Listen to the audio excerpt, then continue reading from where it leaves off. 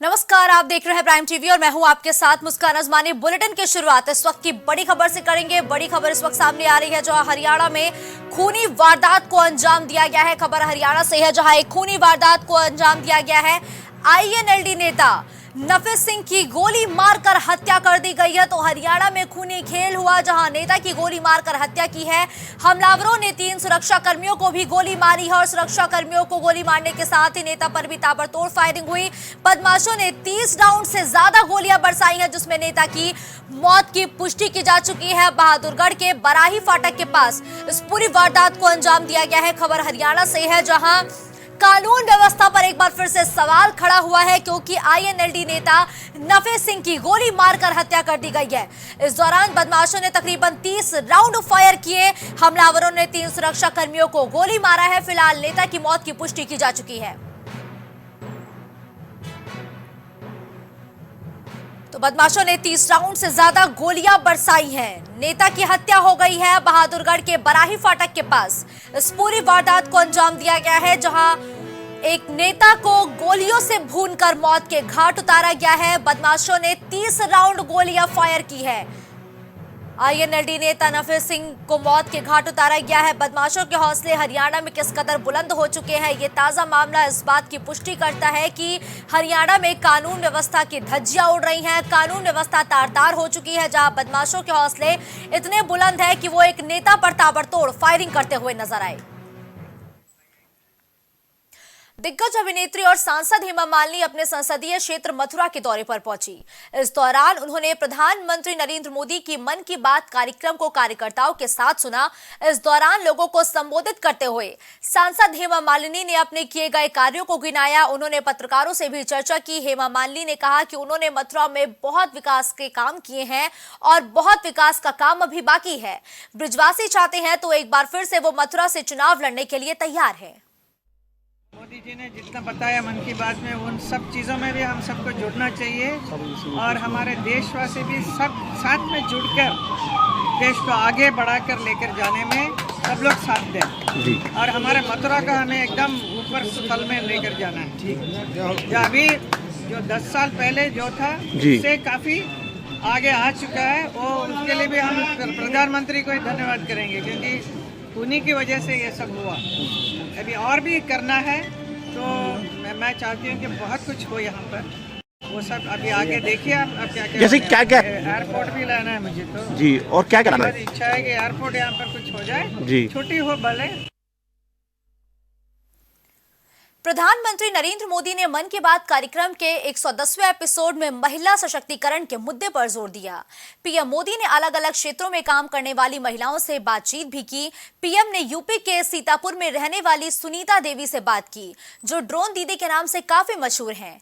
PM Modi ने drone दीदी से बात कर ये जाना कि ड्रोन तकनीक किसानों को खेती करने में कैसे मदद कर सकती है। वहीं पीएम मोदी का ड्रोन दीदी से बात करना सीतापुर के लोगों के लिए गर्व का पल रहा। सुनीता की सोच और लगन को प्राइम टीवी भी सलाम करता है। बहुत बहुत धन्यवाद माननीय प्रधानमंत्री जी को देना चाहती हूँ और मुझे बहुत खुशी हुई है कि मुझे बात करने का अवसर मिला है और कभी सोचा नहीं था कि मुझे इस लायक सोचा जाएगा कि मतलब मुझे मौका मिलेगा माननीय प्रधानमंत्री जी से बात करने का। अभी तक तो एक साधारण महिला के नाम से जाने जाते थे और नमो ड्रोन दीदी जो योजना माननीय प्रधानमंत्री जी की है उसमें मतलब इसी के माध्यम से हमें ड्रोन दीदी कहा जाता है। अब अभी तक तो एक समूह की दीदी के नाम से जाने जाते थे, अब नमो ड्रोन दीदी के नाम से मुझे पहचाना जा रहा है। मुझे बेहद खुशी हो रही है। उन्होंने मेरे बारे में पूछा, मेरे फैमिली के बारे में पूछा, एजुकेशन कितनी है और क्या करती थी पहले, इसके कहाँ से मुझे जानकारी, यही सारी चीज़ों के बारे में उन्होंने पूछा था मुझसे। अगली खबर वाराणसी से है जहां देश विदेश से आने वाले सैलानी अब 500 रुपए में काशी विश्वनाथ धाम से मार्कंडेय महादेव तक का दर्शन कर सकेंगे। इसके लिए यूपी सरकार के कैबिनेट मंत्री रविंद्र जायसवाल ने परिवहन विभाग द्वारा शुरू हुए काशी दर्शन ई सेवा बस का शुभारंभ किया। दरअसल योगी सरकार ने इको फ्रेंडली बस सेवा की शुरुआत की है जिसके तहत सिर्फ 500 रुपए में काशी के 10 प्रमुख मंदिर तक की सेवा देगी। इससे काशी आने वाले श्रद्धालु और पर्यटकों को काफी सहूलियत मिलेगी। लोकसभा चुनाव को लेकर राजनीतिक पार्टी अपने अपने समीकरण सेट करने में लगी हुई है, तो वही भारतीय जनता पार्टी के साथ मिले राष्ट्रीय लोकदल गठबंधन को लेकर राष्ट्रीय लोकदल अध्यक्ष जयंत चौधरी मथुरा पहुंचे। यहां उन्होंने पार्टी के 20 विधायकों के साथ लोकसभा चुनाव 2024 को लेकर बातचीत की और बैठक में सभी विधायकों ने भाजपा के पक्ष में मतदान करने का निर्णय लिया। इसके बाद आरएलडी प्रमुख मीडिया से मुखातिब हुए और कहा कि इंडिया गठबंधन में हम नहीं हैं और बीजेपी से गठबंधन की औपचारिकता बहुत जल्दी हम घोषित भी कर देंगे। आपने आज उसे प्रदर्शित किया यहाँ संख्या में आकर, और यही लोकतंत्र हो। लोकतंत्र में सरकारें जो भी हों, जनता का समर्थन जिस विषय पे बनता है और दिखता है, उस मुद्दे को सरकारों को मानना ही पड़ता है। आखिरकार आपने जो तर्क रखे हैं अपने ज्ञापन में, समाज तो सब एक है। अगर जाटव जात का है तो जाटव जात का है, वाल्मीकि जात का है तो है, पिछड़ी जाट की समाज का है तो है। अगर बघेल धनगर समाज में हो गए, धनकड़ को तो मानना है, वो धनगर को नहीं मानना है।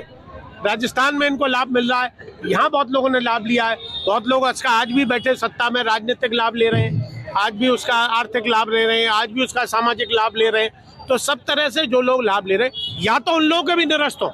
मेरी तो ये मांग है, या तो जिनको मिल गए उनके भी निरस्त हो।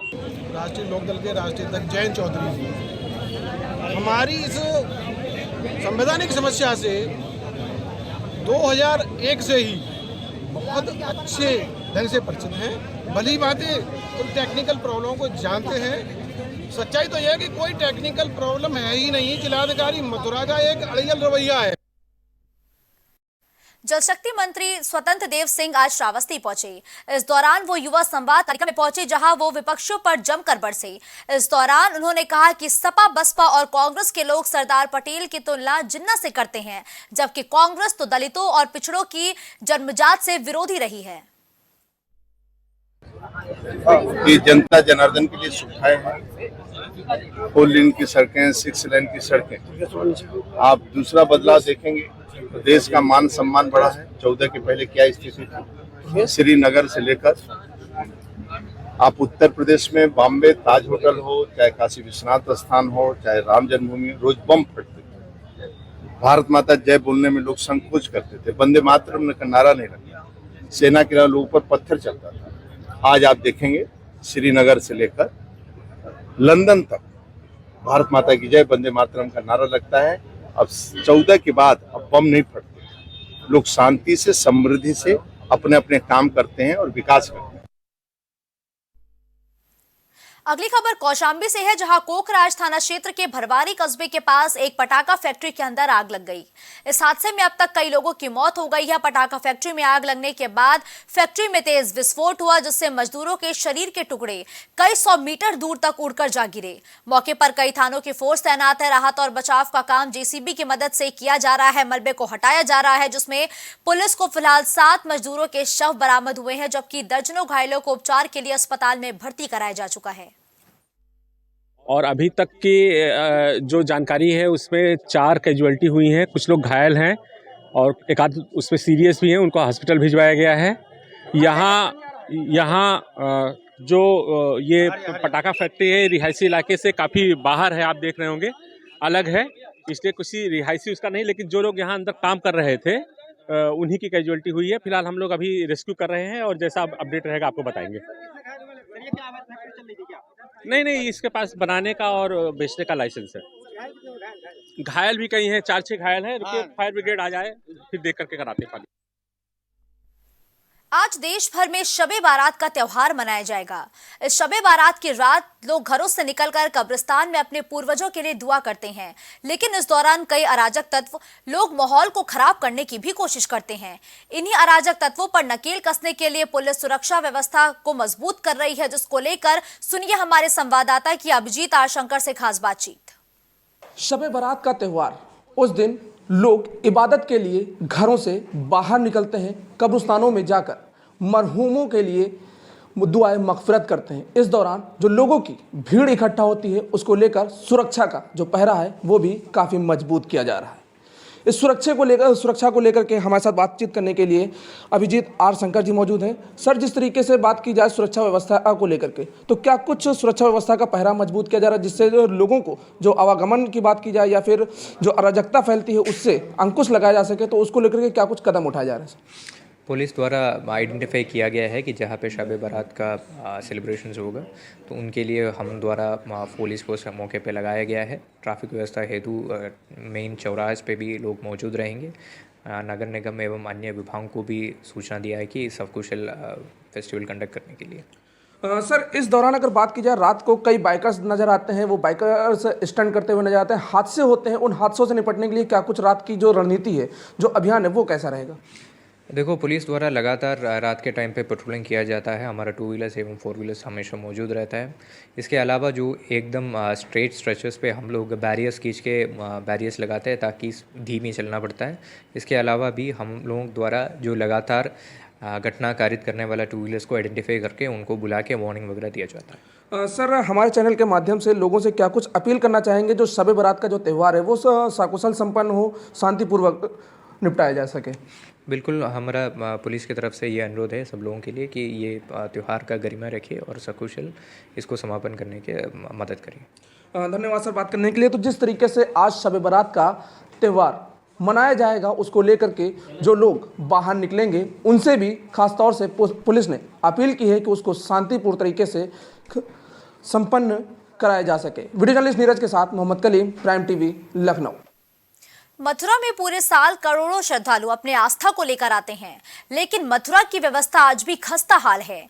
बता दें कि मथुरा के नए बस स्टैंड के करीब बने परिक्रमा मार्ग के पुल की जिसकी हालत काफी दयनीय है। इस पुल में पानी भरा हुआ है, साथ ही गंदगी का अंबार लगा हुआ है, जिस वजह से लोग ऊपर से जाने को मजबूर है और रेलवे लाइन से आवागमन करते हुए भी नजर आते हैं, जो कि कभी भी बड़ा खतरा साबित हो सकता है। पूर्णमासी का दिन है और ये इस हालत रोड की हो रही है कि कोई पैर धर कर निकल भी नहीं सकता है। ये कूड़े की आप चारों तरफ जरा कैमरा घुमा के दिखाएं, ये नाले की हालत दिखाएं और ये रोड की हालत दिखाएं कि क्या पोजीशन हो रही है। कि यहाँ कोई सुनने वाला ही नहीं है। कितनी बार भी इनसे कह दो, नगर निगम में कई बार सूचना कर दी, सारे काम कर दिए, ऑनलाइन शिकायतें कर दी, मगर यहाँ सुनने वाला कोई नहीं है। ये पीछे ही शिवताल कुंड है, यहाँ भगवान शंकर ने 10,000 वर्ष तपस्या की है, मगर उस शिवताल कुंड को भी कोई देखने वाला नहीं है। भूमाफियाओं ने सब पे उस पर कब्जा कर रखा है।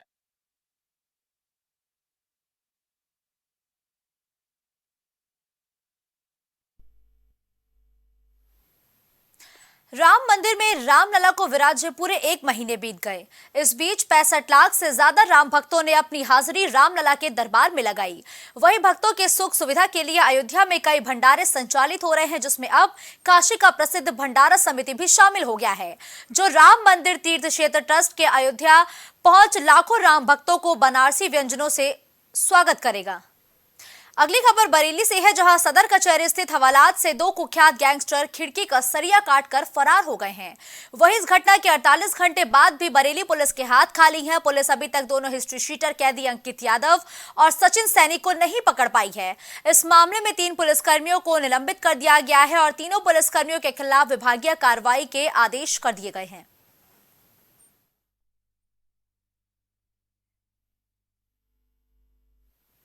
अगली खबर अयोध्या से है, जहां कारसेवकपुरम में विश्व हिंदू परिषद प्रबंध समिति और प्रन्यासी मंडल की 3 दिवसीय बैठक शुरू हो गई है। आगामी 27 फरवरी तक चलने वाली इस बैठक में विभिन्न विषयों पर चर्चा के साथ धर्मांतरण और CAA समेत कई मुद्दों को लेकर प्रस्ताव पारित किए जाएंगे।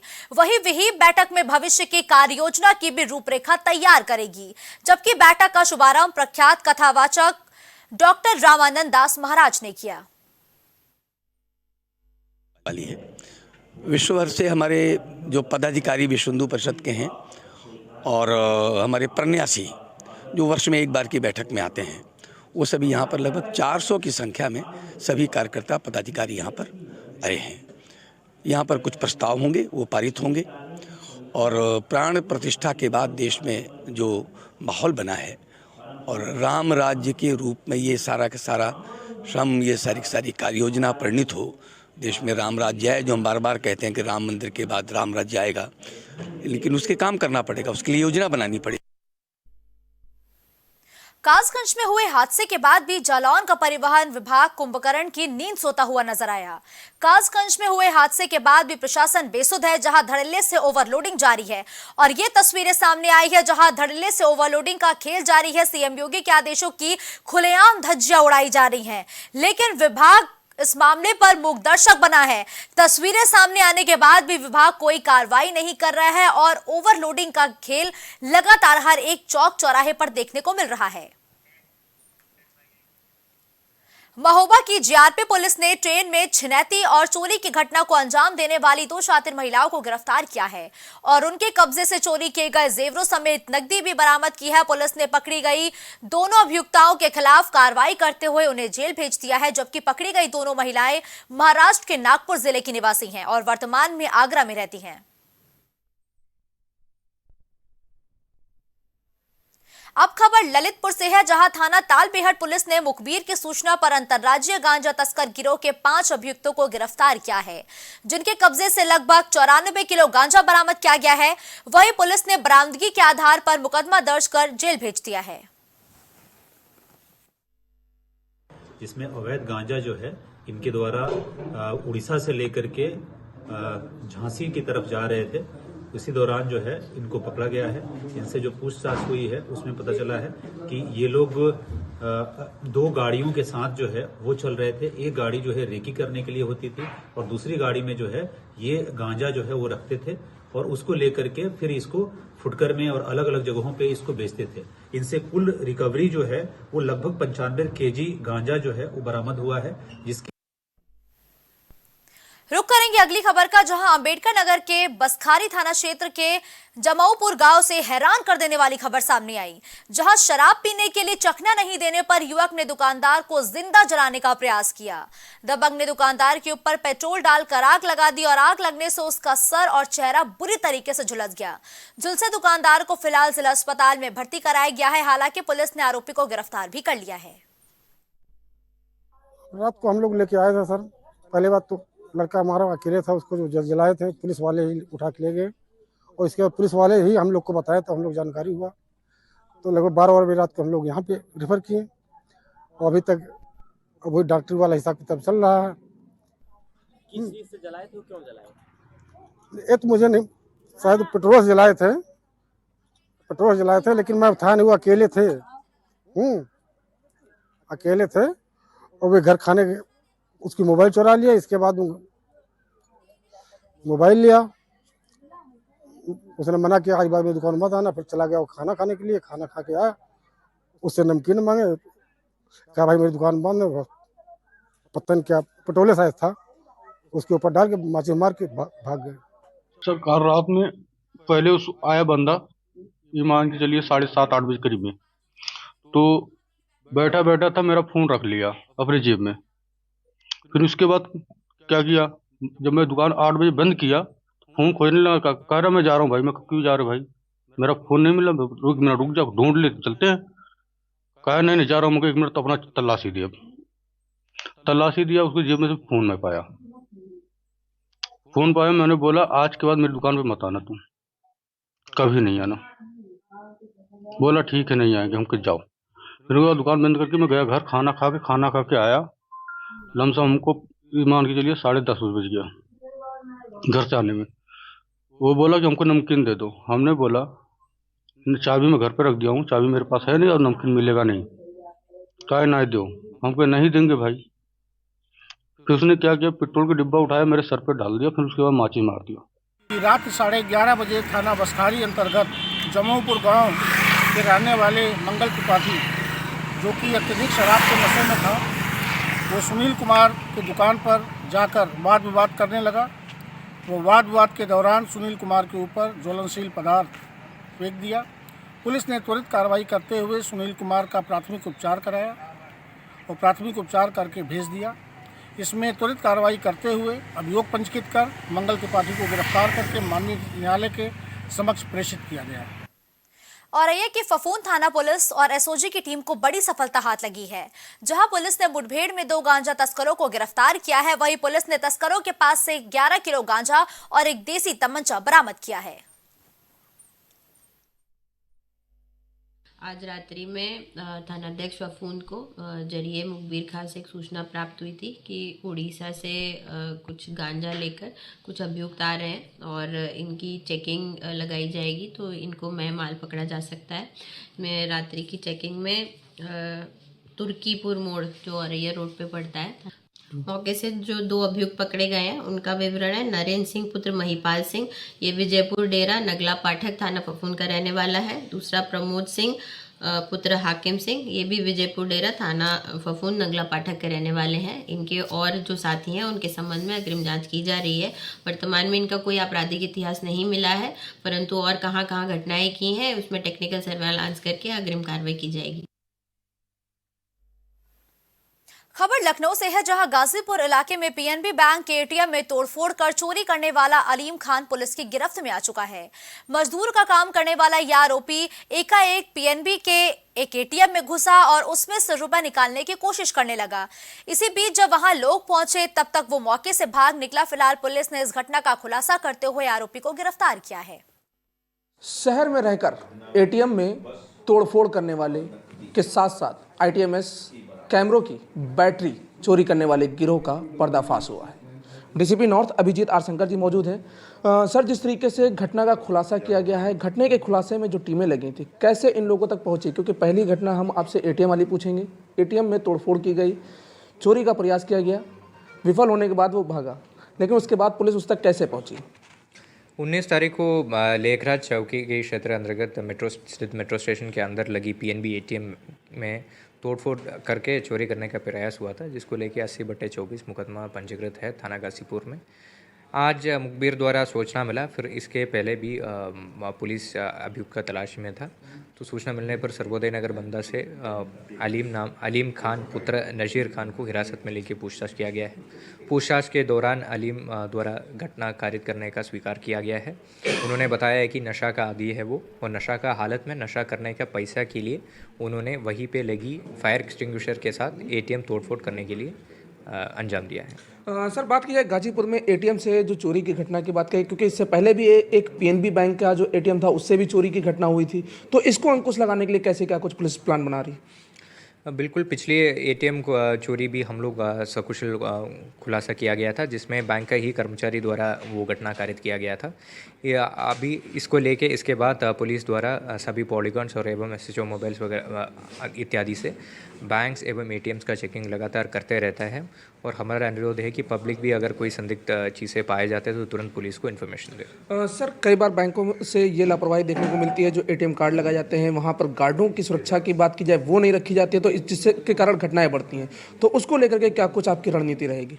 हम लगातार बैंक से रिक्वेस्ट कर रहे हैं, जैसे सुनसान इलाकों जैसे गांव के बाहर है या हाईवे के बगल में है, जैसे सुनसान जगहों पे कम से कम एटीएम्स में गार्ड लगाने के लिए हम लोग लगातार बैंक्स को रिक्वेस्ट किया जा रहा है, पर अभी तक बैंक्स द्वारा ऐसे कोई स्टेप्स नहीं लिया गया है।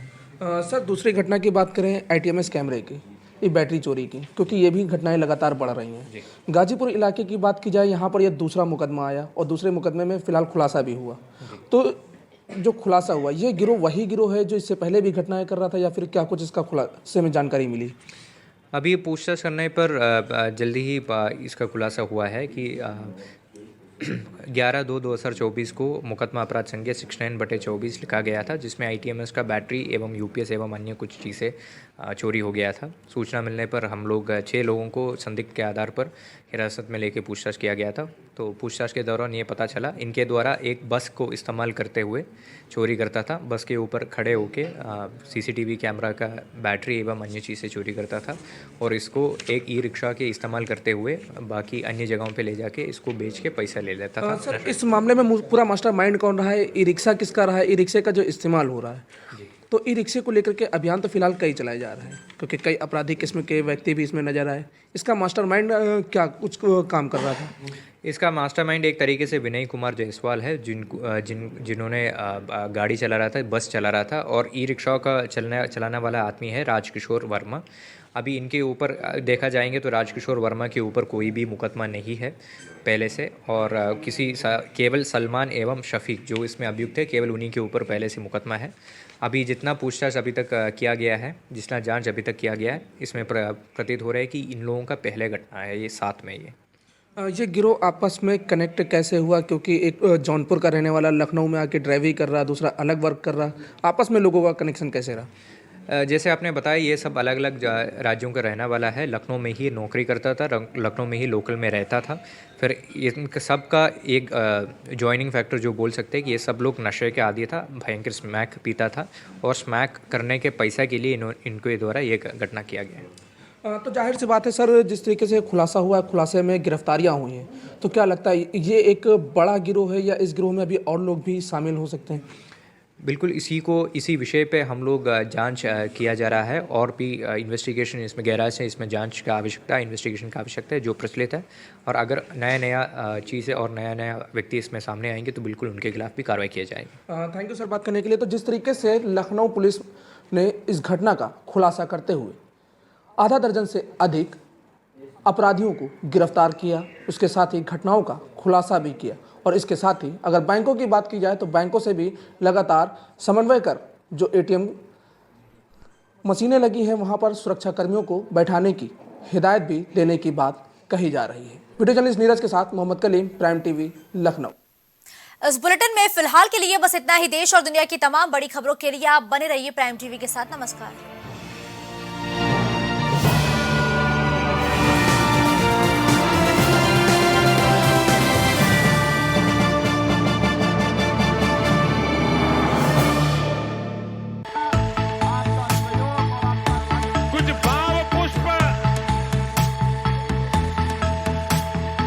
आप देख रहे हैं प्राइम टीवी, सच साहस सरोकार। प्रधानमंत्री श्री नरेंद्र मोदी का संकल्प है कि देश का हर नागरिक पोषित, सशक्त और समर्थ बने। जब पूरा विश्व इस सदी की सबसे बड़ी महामारी कोविड-19 से जूझ रहा था, उस दौरान प्रधानमंत्री श्री नरेंद्र मोदी जी के नेतृत्व में भारत सरकार ने प्रधानमंत्री गरीब कल्याण अन्न योजना का संचालन कर देश के गरीबों की खाद्य सुरक्षा सुनिश्चित की। इसी संवेदनशीलता को जारी रखते हुए आज 80 करोड़ से भी ज्यादा लोगों को मुफ्त अनाज दिया जा रहा है। सभी को अनाज, पोषित समाज। अगर आप करना चाहते हैं अपने बिजनेस को प्रमोट, तो इसके लिए आपको चाहिए होगा एक सपोर्ट। बेहतर स्क्रिप्ट, शानदार ग्राफिक्स, बेहतर विजुअल, दिखाएंगे कमाल, जानकारी पहुंचेगी जन जन तक, आपका काम करेगा धमाल। इन सभी चीजों के लिए अब ना हो परेशान। Brand promotion, motion designing and video editing, 2D और 3D animation, television telecasting, social media works, script writing जैसे कामों के लिए आज ही कांटेक्ट करें 9267925186 पर। इसी के साथ ही आप हमें जीमेल भी कर सकते हैं vikasproduction.gfx@gmail.com पर।